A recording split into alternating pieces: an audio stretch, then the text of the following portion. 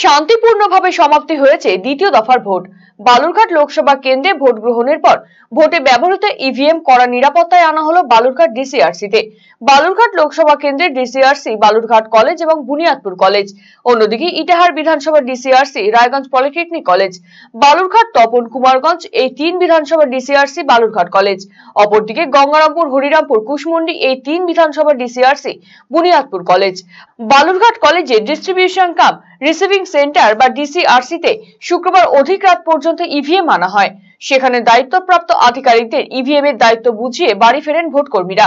ফলে কড়া নিরাপত্তার বেষ্টনীতে রাখা হয়েছে ইভিএম। আগামী 4 জুন বালুরঘাট কলেজে ভোট গণনা হবে। ততদিনে 13 জনের ভাগ্যবন্দী এই ইভিএম এ।